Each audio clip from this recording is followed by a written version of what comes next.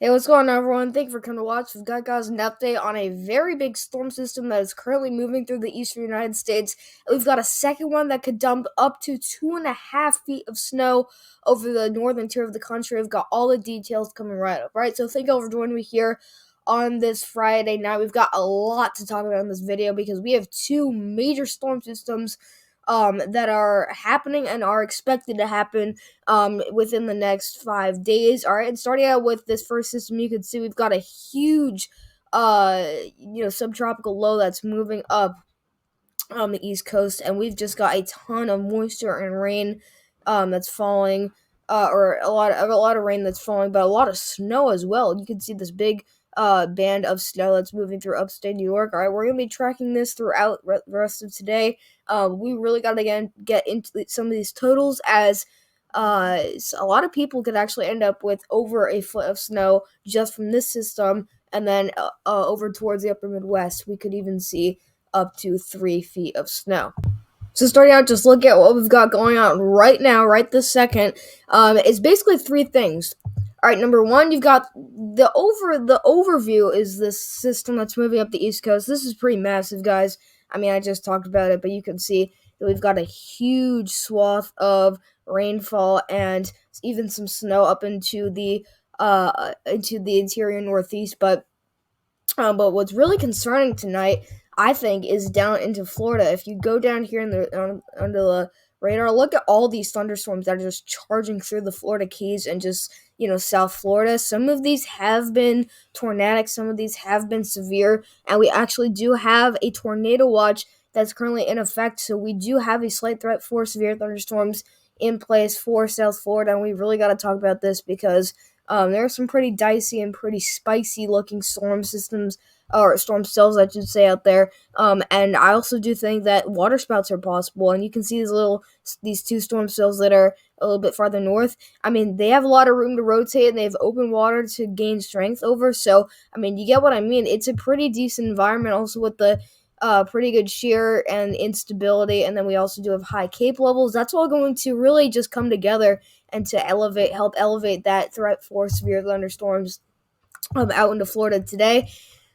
Those are your first two things. Your third thing is out here on the West Coast. This is your second storm. It's just a big storm that's moving on shore, bringing a lot of rainfall into California, Oregon, and Washington State. This will be evolving as it moves over to the central United States, and that's going to really become a pretty nasty and pretty big storm system that we're going to have to talk about. All right, so I apologize for not uploading in a while. I had to take a break from uploading because I was kind of worn out by that week or so of just out round after round of severe weather. So I did actually have my first exams today. So basically what that means is that obviously I don't have school this weekend, so I should be able to upload regularly this weekend. But then starting on Monday, I'll have exams going through from Monday through Tuesday, and then on Tuesday I will be on break for about a week and a half. So that will be really good, and I will be much more frequent with my updates as long as the weather stays active. But definitely my schedule will be a lot easier once we get through the first few days of this week. So just to give you guys a heads up on my plans going ahead. And also, if you look behind me, you see this little thing, or I don't know where to put my hand, right here. All right, that is actually my green screen. I got that for Christmas. That is in the making. I'm making my own little studio here in my basement, which is where I record my videos. So soon enough, we're going to set up the green screen, which will be behind me. And along this wall, I'll actually be able to record forecasts where I can literally put graphics on, and I can be in the video, but walking across the video, if you want to put it that way. So it'll be really cool. And that's just a project that's in the making, but I know that day is going to come, and once that day does come, it'll be really cool, and I'm really excited for that. So stay tuned to see if you guys an exciting heads up. All right, so let's get rocking and rolling here. We're taking a look at your alerts. You can see we are much active than the last time we were looking at this map. We'll start in the west, where we do have winter weather advisories going out for the mountains of California. Luckily, we don't have a total mess of alerts. It's looking a lot neater though, but still a lot of alerts out here you can see for this year, as we've got winter storm warnings into Southern California. In this tan shade, we do actually have some wind advisories, so pretty gusty winds and just gusty conditions in general out there. That actually does go into the panhandle here of Texas, where we have high wind warnings going out in this gold shade, in this brown shade. You have high wind watches. This is going out through the panhandle of Texas up towards northern Texas, and then you got the panhandle of Oklahoma up into south central Kansas is where you have the high wind watch. All right, in this blue shade, this is up in the north central United States. Look at this. Yet again, you have more winter storm watches. Yet now you had this area that was just under winter storm watches and warnings because of that first system that moved through. This is the second one that's coming in, and this one is going to be the bigger one. All right, so this one is already putting out, it's prompting winter storm watches for really all of Minnesota, parts of northwestern Wisconsin. You got the Dakotas in there, as well as northern and central portions of Nebraska. This area, I believe, will expand, and I do think that if you are inside of the winter storm watch at the moment, you have a pretty real chance of being upgraded to a winter storm warning as soon as tomorrow morning. All right, but you do have winter storm warnings. This is going out for eastern Montana, just eastern Montana. But you, on the other side of things, in western Montana, you only have winter weather advisories. Let's move on here to South Florida, where here it is. It's this very concerning tornado watch that includes the Keys of Florida and the extreme southern southern portion of the state. But you can see we actually do have a lot of these orange boxes here. You may think that these are severe thunderstorm warnings. Some of them are, but there are a lot of special marine warnings they're basically severe thunderstorm warnings, but just for storms that are over seas. I'm telling you guys, there's water spouts are possible. So let's click on radar and look here. All right, so you can see this is our radar, total mess. All right, so let's look at what we've got going on. So here we got like 3 marine warned storms that are currently moving onshore. This is going towards Naples, Florida, Fort Lauderdale. There's actually there's 2 severe thunderstorm warnings in Florida right now. There's one south of or southwest of West Palm Beach, and there's one to the south of Fort Lauderdale in Florida. That's in these yellow boxes.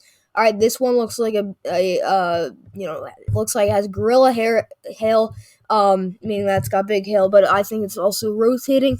This one here looks like it's more of a damaging wind tornado threat. All right, but watch out these storms. These are going to be pretty nasty, dropping big hail and very strong winds that are yet to move onshore, highlighted in those orange boxes. All right, and then in the Northeast, we have a lot of alerts, and you can see, look at the interior Northeast lit up with those pink colors. The entire state of Vermont, New Hampshire, and Maine are currently under winter storm warnings with this massive storm coming in. You've got upstate New York in the pink shade under winter storm warnings. Winter weather advisories in the purple shade and the green shade for southern New England going down to the mid-Atlantic. Look at this. You've got a huge flood watch. All right, this is going to be very concerning. We've got a ton of things to talk about. All right, and just a lot of big time impacts with the storm system in general. But that's gonna get through with our alerts. So let's get rocking and rolling. We'll start out with this Florida severe threat. All right, so this is what you had going on at about 3 p.m. today. You had a lot of storms located around that low pressure center of this. I don't even know if it's a subtropical low. I think I'd said it in the beginning of the video, but this had a chance to gain some tropical characteristics. Obviously, not going to become a tropical storm, and I think it did, but definitely not anything that's looking impressive. Although it is rotating for sure. But this is a very strong storm. Not let alone that it had the chance to become subtropical. But this is still a very very strong storm and low pressure system. All right, so this was 9 p.m. today. These are your cluster of storms that are moving through South Florida.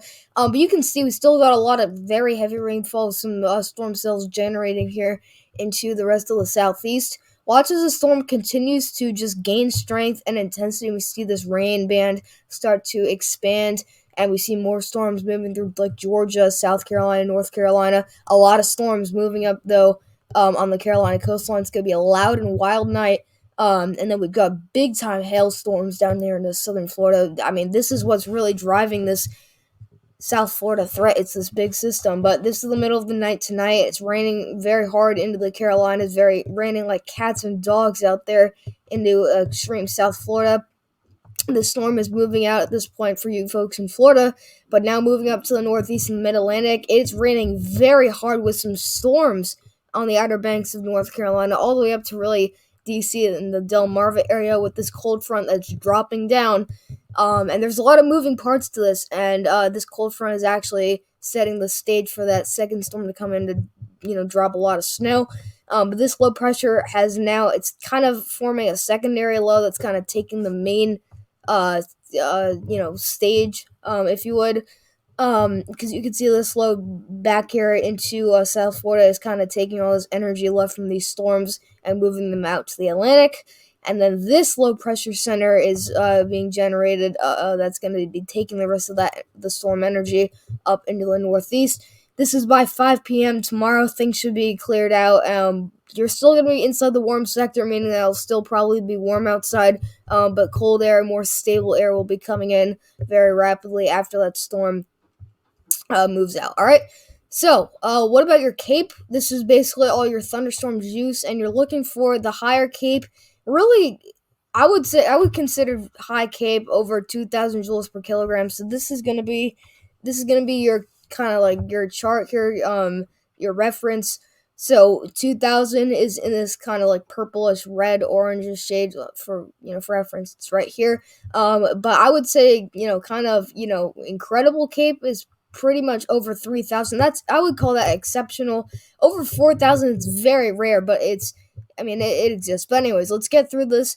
And so we'll take this out to the rest of tonight. We're getting into 6 a.m. tomorrow morning.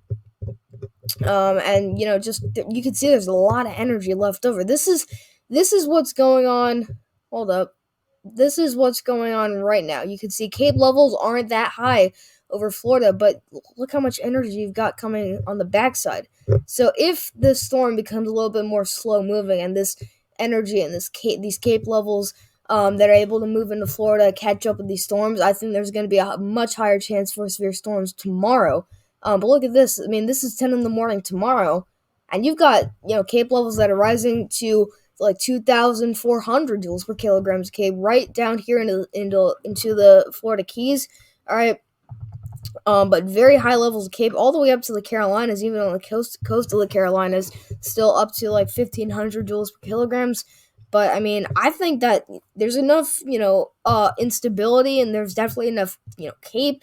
You'd have to look at lapse rates and cap and stuff to really get the juicy details on what really may happen. But I think overall, there's just a decent setup that would allow for some severe thunderstorms to ignite over this region, even into late tomorrow. I think it's definitely possible before all this energy and all this disturbance moves on out. All right, so this was just issued by the Storm Prediction Center. I just want to look at this. This is the Mesoscale Discussion. They post Mesoscale discussions to look at to highlight regions during severe weather events that may need a tornado watch or a severe thunderstorm watch issued because of some observations that the forecasters have made. So what we see here is this Mesoscale Discussion says a tornado threat may develop across the Florida Keys this evening. Weather watch or insurance may be needed as cells approach. So that means that we may actually have to have spotters out, like weather spotters, on alert for storm cells that will generate supercells. So that's what we're dealing with. And this is for tonight. And then it looks like we have a tornado watch probability of 60%. So that's relatively high. All right. We did have decent shear. But yeah, I mean, just a lot of storminess out here, a lot of rotation is possible. And for those offshore waters, it's going to be waterspouts. So pretty concerning there, pretty interesting as well. This was one from like 4 or 5 hours ago. We had waterspouts or eventually a brief tornado or possible. That's for that same area. But you can see how much higher the threat is. This was only down to a 20% likely watch probability for tornadoes. Now we're up to a 60% chance. That just shows you how the chance for tornadoes is definitely rising, at least in the past hour. So here it is. This is the current SPC outlook. You can see we're up to a slight level 2 out of 5 risk, which is highlighted in the yellow shaded area. This is including places like Naples, Florida, or Naples, I'm not sure how to pronounce that, Fort Lauderdale, Miami, Marathon, and Key West, so some very populated areas, but luckily the surrounding areas, you're just got a thin line here in that marginal risk, and then north, in the green shade, you're just, going for some regular thunderstorms. Tornado threat, it's slightly elevated, you're up to 5 to 9% chance for the same area, that slight risk. And then this is something interesting. Your damage and wind gust outlook, here it is. You're actually up to a 15 to 29% chance of damage and wind gusts within 25 miles of a point. So definitely a very elevated damage and wind gust and tornado threat. And then the large hail threat, it's going to be relatively low, but you still have an existing threat of 5 to 14%. And then tomorrow, on our tomorrow SPC, we do have still another chance for severe weather in the same exact area, pretty much, with a level 1 out of 5 marginal risk, but definitely not nearly as impressive as what we're dealing with today. Now, we move on to the northeast. This storm is going to be moving up the I-95 corridor, and here it comes. We're getting to 6 a.m. tomorrow morning. This is what you got. You've got this your 540 line. This is where your cold front and your warm front meet. All right, I'll draw the line so you can see that we have a pretty nice ridge that's forming, but you can see it's almost flattening out to the point where we have a zonal flow. This is going to drive that low pressure farther south, so I do think that if we do see the ridge to kind of flatten out a little bit to the point where we get more of a zonal flow, we'll see these snow totals start to move farther south. And you can see this little band of very wet, heavy snow. This will definitely be very wet. But I think that could move a little bit farther south. We'll just have to see what happens to the NAM overnight. But you can see that this storm is still moving pretty much to the north and east with some very heavy freezing rain, some ice over there in southern Vermont, New Hampshire. That will be also impacting portions of western Massachusetts, but extremely heavy snow in the Maine, upstate, and central New York State, Vermont, New Hampshire. But these are very heavy snowfall rates. And then the core of the storm punches through southern New England, and it just rains and rains and pours, and it's so heavy. We're getting to 4 p.m. tomorrow, and the worst of it hasn't even passed. You get prefrontal bands of heavy rainfall, pockets of heavy rainfall before the exact low pressure center comes through. Look at that. I mean, you can see all these reds and oranges. That is extremely heavy rainfall. This is going to cause big-time flash flooding concerns tomorrow. And I do think that it's possible that we will get up to a moderate risk for flash flooding tomorrow just because we're going to see so much heavy rainfall in a pretty, I wouldn't say short amount of time, but it's not like it's going to be steady rain all day. It's going to be very heavy, like torrential rainfall, but for multiple hours straight.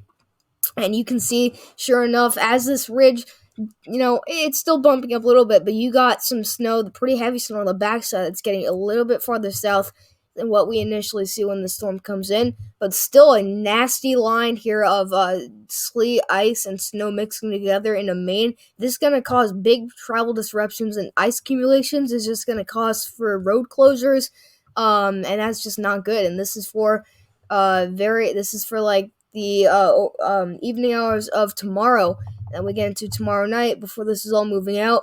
Very nasty line of heavy precipitation moving through the coast, but look at that swath of heavy snowfall. This is a thumping of snow here for portions of Maine into Vermont and then New Hampshire. I always get the two mixed up, so I really apologize if I mix up your state. I really apologize, but you can see in this blue shade, these are pretty incredible snowfall rates, and for the mountains, you'll get a few feet of snow. It's pretty crazy. It's going to be pretty wild out here, but even on, right on that 540 line, you're dealing with very heavy sleet or freezing rain, which will accumulate, and you'll see big ice accumulations, which we'll look at in a bit. So taking a look here at we'll start with your rain totals. It's impressive. You can see we'll start out down by the Carolinas where we see this little tiny pocket of like reds and yellows. I mean, we're getting up to almost like 7, 8 inches of rain. That's going to cause big flooding concerns. But you can see this like pink purple shade goes all the way up through Delmarva into southern New England and the rest of New England. That's where we could expect anywhere from 2 to 4, maybe 5 inches of rain possible in that area. I think this is a little underdone. I think that some areas will, that are only in the blue shade, for example, New York City right now on the NAM are in the blue shade, which is about 1 3/4 of an inch of rain. I mean, or inches of rain. I think you could definitely end up with much more than that tomorrow. I just think it's going to be very, just a lot of rain in general. All right, but you can see for the areas in blue, you're talking about really 1 to 2 inches of rain in general. And yeah, that's pretty much it. That's pretty much how high we're gonna see these rainfall totals get. So it'll be interesting to see what kind of reports we get. But I do think that somebody could end up with 5 inches or maybe even more somewhere out in this region. So now we look at the wintry side of things. These are your snowfall totals on the NAM 3 kilometer model, and my goodness, are we very active. This is a pretty nice band here. Just a very nice looking, line of totals that are well above a foot. We're getting to above 1.5 feet, and these are for the mountains of like Vermont, New Hampshire. We're talking about over 2 feet of snow. I think we flashed 30 inches of snow. That's crazy. But even for everybody out in Maine, we're talking about up to like 16, maybe even it was at 17 inches of snow. That's insane. So 1.5 feet of snow is possible if you're in this purple shade. That is crazy. 20 inches in upstate New York. All right, for the blue shade, you're talking about 4 to 6, maybe up to 8 inches of snow. But my goodness, if you're into the interior Northeast and North, you're going to be dealing with the heaviest totals. But even some, definitely plowable snow is possible as far south as Massachusetts with the system. But you can see definitely not any snow for PA or any of some New England. But I mean, this is going to be maybe this could end up being the biggest snowfall event secretly of the season. Yet we are in spring, but this could actually might as well end up being the biggest snowfall event of the season for the Northeast. If really considering the interior Northeast. But I mean, wow, these are very impressive totals that you can see. We're getting really close to 20 inches for a good chunk of this region. So that's definitely a very impressive fact to the storm system. And we look at our ice accumulations, and they're just as intense. You can see we're getting over an inch. Oh wow. Okay, all right. Look at this. 1.25 inches of ice. That is going to cause major travel disruptions. You're going to get pileups, you're going to get road closures, power outages, you're going to get trees down. This is not a good situation for the coast of Maine. I mean, when you get over an inch of ice, and let alone an inch and a quarter, 1.25 inches of ice, that is insane. That's going to cause widespread power outages, widespread travel disruptions. Not a good sign here for the morning commute here of Monday for the coastal regions of Maine. That is terrible to see here. We're flashing 1.25 inches right here. That is insane. But you can see we match that. What? Look at that. 1.46 inches of ice here. This is incredible.